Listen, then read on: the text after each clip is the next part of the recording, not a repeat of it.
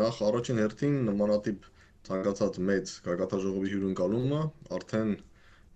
օգուտ է ցանկացած պետության համար, առաջին հերթին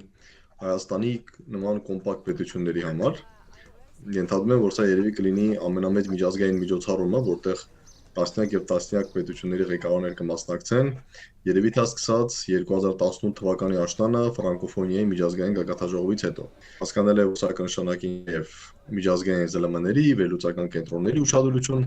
Հայաստանի նկատմամբ, այնպես որ բնական է, որ պլյուսներ կան։ Հայտնի է եվրոպական քաղաքական համայնքի առաջին գագաթնաժողովն անցկացվել է Ուկրաինա ռուսական ներխուժումից հետո,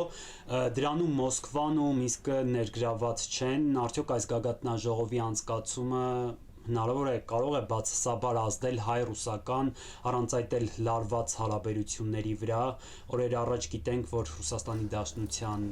արտգործնախարար Սերգեյ Լավրովը Երևանում հայտարարեց, թե այս ձևաչափը մեջբերում եմ, ի սկզբանե ստեղծվել է փաստացի Ռուսաստանին եւ Բելարուսին մեկուսացնելու համար։ Մենք զրուցեինք 6 ամիս կամ 9 ամիս առաջ, միգուցե ես կհամաձայնվեի,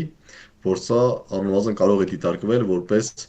այսպես ասենք, Ռուսաստանի դեմ Հայաստանի կողմից իրականացվող ոչ բարեկամական քայլերի շարքում։ Սակայն վերջին ամիսներին, առնվազն վերջին կես տարվա ընթացքում մենք տեսնում ենք քայլեր, թե Հայաստանի եւ թե Ռուսաստանի կողմից հարաբերություններում ինչ որ նոր նորմալ վիճակ գտնելու ուղղությամբ կամ առնվազն թույլ տալու հարաբերությունների հետագա վատթարացում, սկսած երկու ղեկավարների հանդիպումից 2024 թվականի աշնանը, Հայաստանի արտգործնախարարի այցը Մոսկվա 2025 թվականի հունվարին եւ ընդամենը մի քանի օր առաջ Ռուսաստանի արտգործնախարարն էր այստեղ։ Ինչքանով ես եմ պատկերացնում, Հայաստանի իշխանությունները փորձում են առնվազն թույլ չտալ հարաբերությունների հետագա վատթարացում եւ առնվազն ուղերձ եղել Ռուսաստանին, որ Հայաստանը որևէ ցանկություն չունի Ռուսաստանի հետ ճշտամանալու,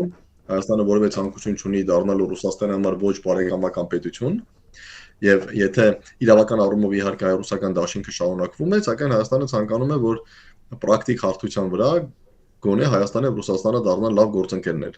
Եթե իրական ամբողջական դաշնակցային հարաբերությունները առայժմ, այսպես ասենք, հիմնականում թղթի վրա են։ Հետեւաբար այս միտումները հաշվի առնելով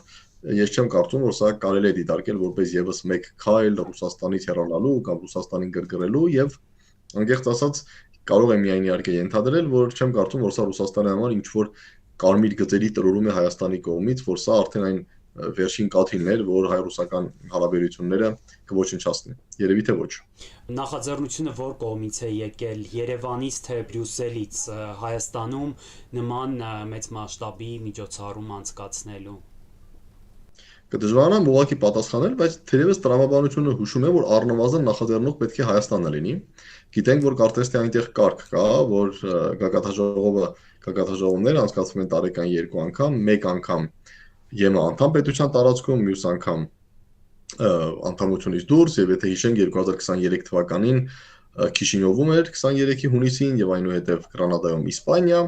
նույնը տեղի ունեցավ նաեւ 2024 թվականին վերջի հանդիպումը Ալբանիայում էր, որը նույնպես Եվրամիության անդամ պետություն չէ, բայց իհարկե ցանկացողներ շատ կլինեն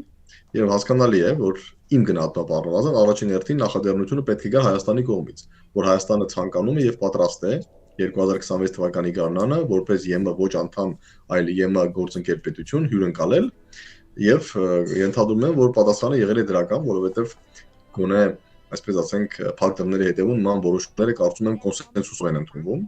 եւ նաեւ պատահական չի, որ Հայաստանը եւ Ադրբեջանը այսպես ասենք միմյանց օժանդակել են մոտավորապես ինչ որ COP29-ի նման մի բան է տեղի ունենում, եթե հիշում եք 2023 թվականի դեկտեմբերի հայտնի այդ հայտարարությունը, որով Հայաստանը համաձայնվում էր, որ 2024-ի նոյեմբերին COP29-ը տեղի ունենա Ադրբեջանում։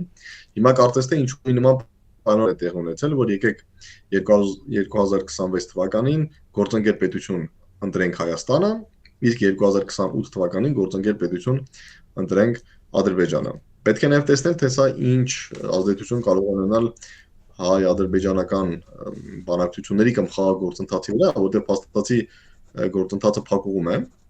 եւ չնայած տեքստը համաձայնեցված է, բայց ակնհայտ է, որ Ադրբեջանը որևէ տեքստ ստորագրելու ցանկություն չունի եւ միշտ ցանկանում է բաց պահել ցանկացած էսկալացիայի առիթ։ Մենք գիտենք, որ 2024 թվականին զսպող գործոններից մեկը դա COP29-ն էր։ եւ բազմաթիվ վերլուծաբաններ Հայաստանում, Հայաստանից դուրս գտնում էին, որ դժվար թե Ադրբեջանը լայնածավալ գործողությունների դիմի առնվազն նախքան COP29-ի անցկացումը։ Հիմա իհարկե միջոցառումը տեղի ունենալու Հայաստանում, բայց հետաքրքիր կլիներ հասկանալ արդյոք այս միջոցառման անցկացումը ինչ որ կերպ կարող է դառնալ զսպող գործոն Ադրբեջանի համար, եթե ընդունենք, որ Ադրբեջանը ունի պլաններ շարունակել Հայաստանի վրա ուժային ճնշումը։ Եթե հիմա, ապա կարծում եմ, որ արդեն 2025-ի վերջին կամ գոնե 2026-ի սկզբին երևի թե սա կարող է դառնալ զսպող գործոն։ Ինչպեսի զսպող գործոն, օրինակ, զսպող գործոնի դեր կատարում էր 2024-ի նոյեմբերին Ադրբեջանում COP-ի անցկացումը։